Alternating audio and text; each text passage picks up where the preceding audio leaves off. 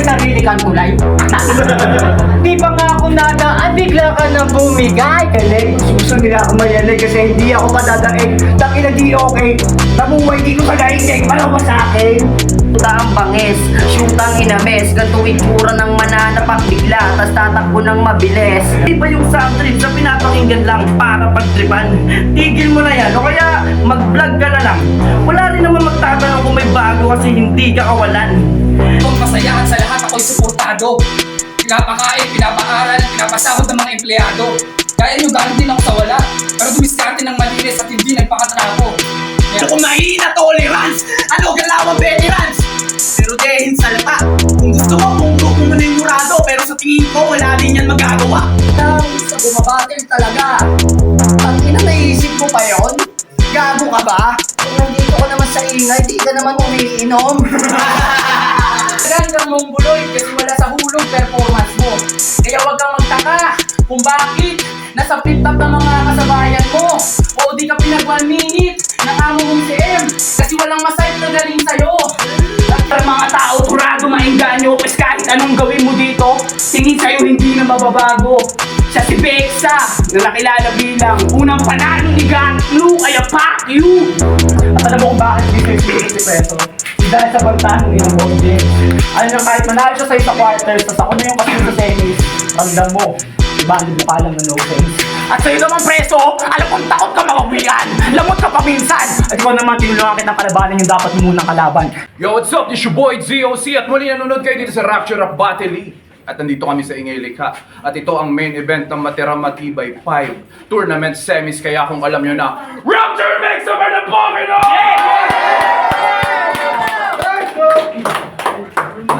Hindi ko napapatagalin pa, merong MC sa aking kanan. Magpakilala ka.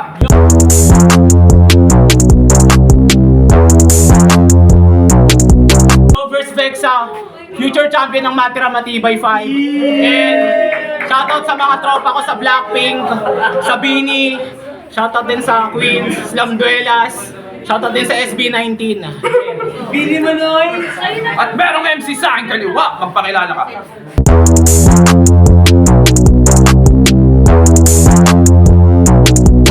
Yo, John Swish ng South String. Maraming salamat sa Ingay Likha. Shoutout sa Tulig Salitaan.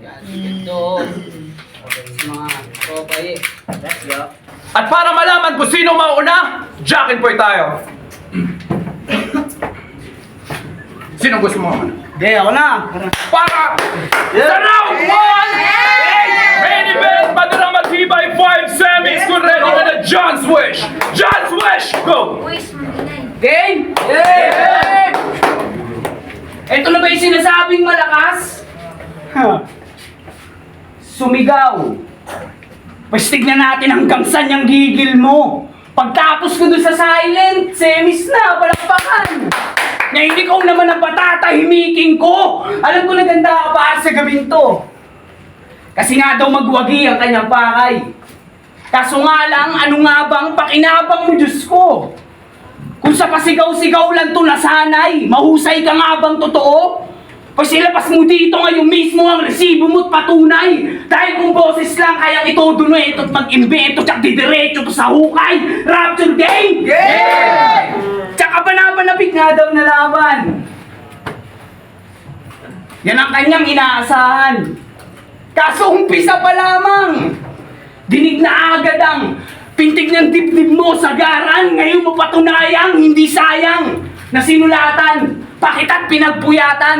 Kahit malinaw na walang kwenta, pa kung lumetra itong Bexa tangina, reverse ka pa man, di sa pangalan. Paano? Lagi pagalit kung magtalakay. Kala mo to si Gago, lagi may kaaway. Kung sound trip mo lagi sa bahay, sigaw ng bungangera mong nanay, wag mo na kaming idamay. Nais pang sa matibay maihanay. Kung sa boses lang nakasalalay. Ulol Bexa, hindi sa'yo bagay, mukha kang baklang mataray. Paano binibirit pa ng todo? Para daw mas naman nyo yung mensahe, ang kaso lang tinatanga kayo ng bobo. Na nagpapanggap lang ng imahes, ang barumbado at walang modo. Di natatagos ganyang padali, paano? Ay puta. Di natatagos ganyang padali, kahit magdamag pang sumigaw tong loko. Wala ka pa rin sa aking sinabi kasi nung iniiyayabang mo dito na tinalo mo si Murad at ako nasunod panigurado. Papakitang sa dito yung yamado para mga tao turado maingganyo pas kahit anong gawin mo dito, tingin sa'yo hindi na mababago. Siya si Bexa na nakilala bilang unang panalo ni Gatlu kaya fuck you! Di na para patagalin. Alam mo bilang na oras mo kaibigan, kaya maraang sampitin. Huwag yung bitin pakiigihan, isagad mo ng diin. Di ba tiling mo pandikdikan? Kaso paano mo yung gagawin kung mga banat mo padampilang? Yeah, round 1, first Bexa! Go! Gusto niya daw ng resibo. Yan. Putang ina mo, namnamin mo, may nilad namin yan. Game? Game? Game. Pukpo ka na agad! Dahil ko parmentero kung lumagari. Pero wala pa akong gamit at chainsaw pang putol.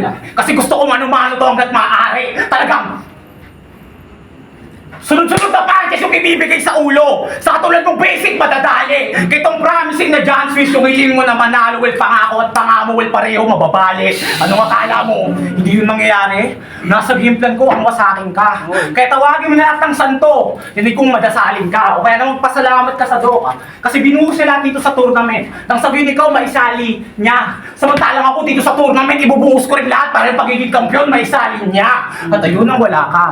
Kunting creativity. Magpakita kasi ng bago kahit konting smooth effort lang.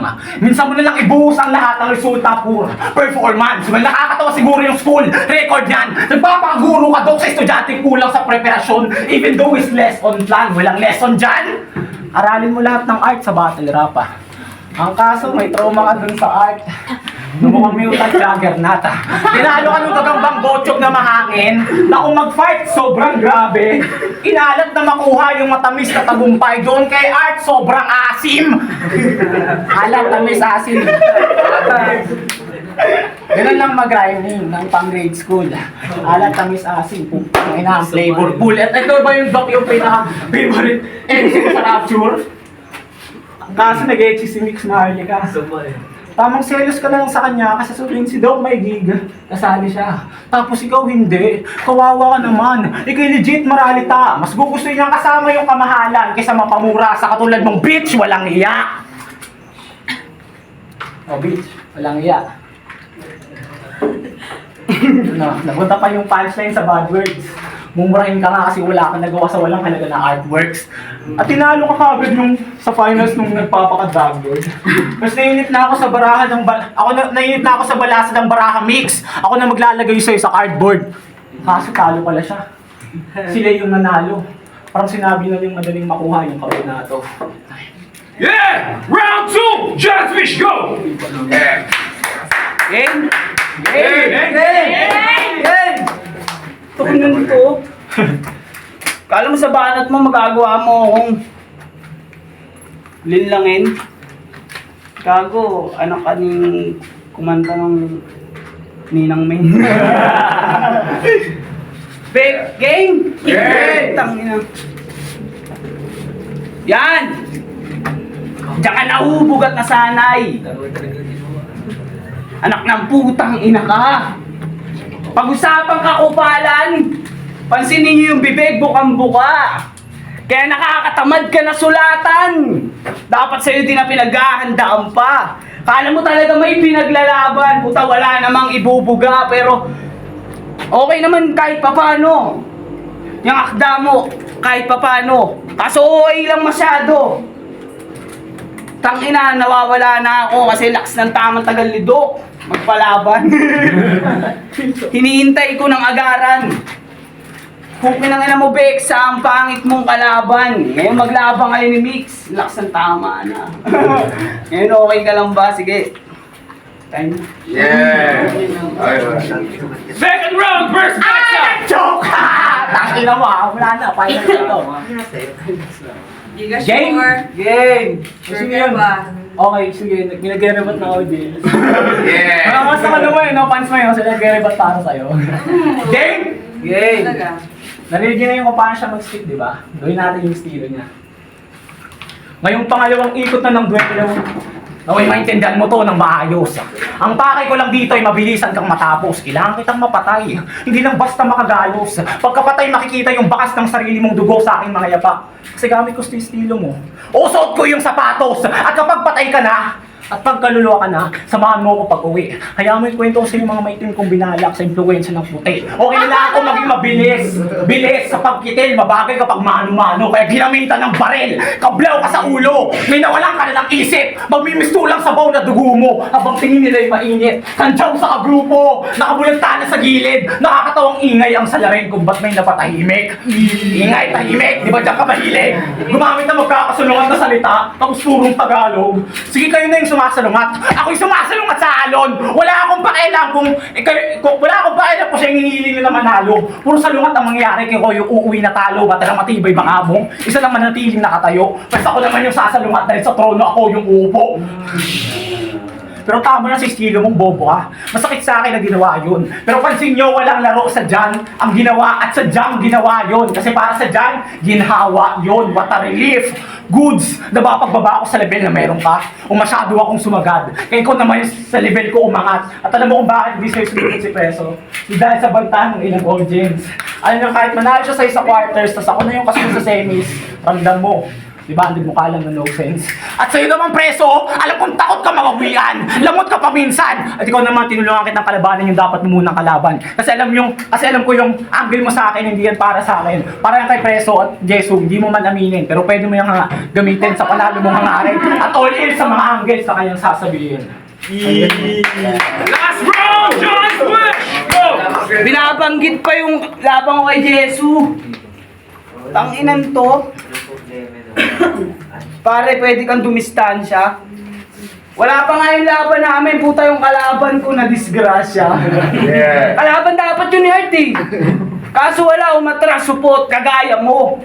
Luluwayang matapukin ang ina, parang kamukha ka ng mama mo.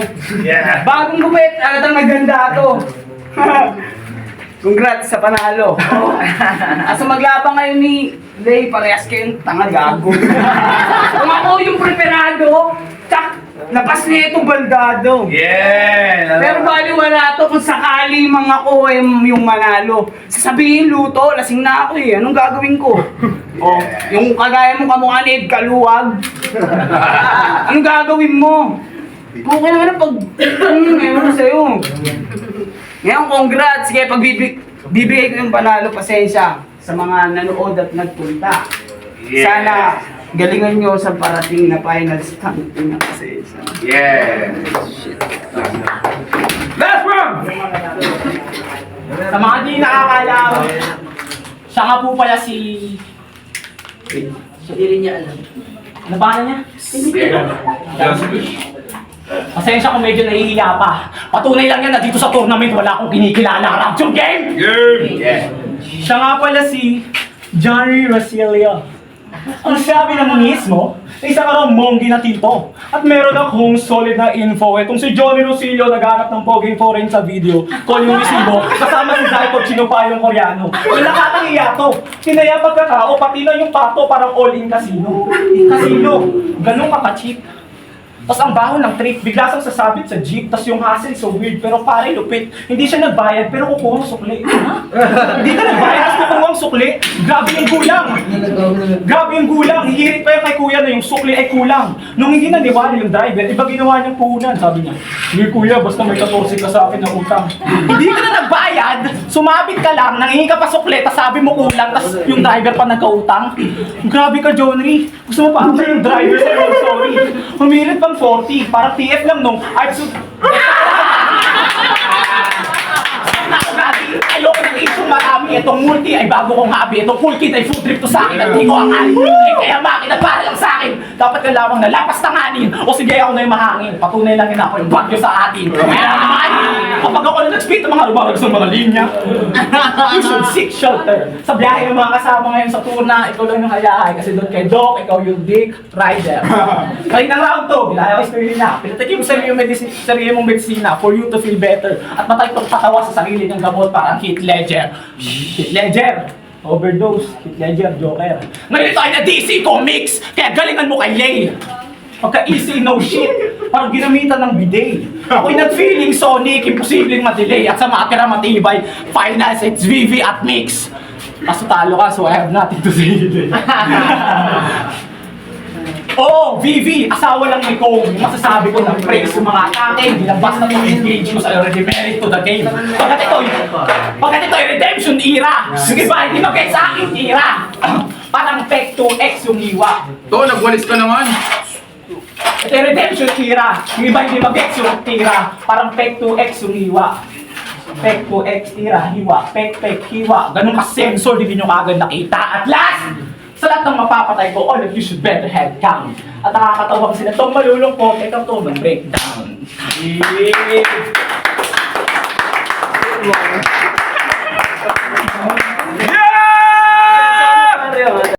2, 1, go. Action!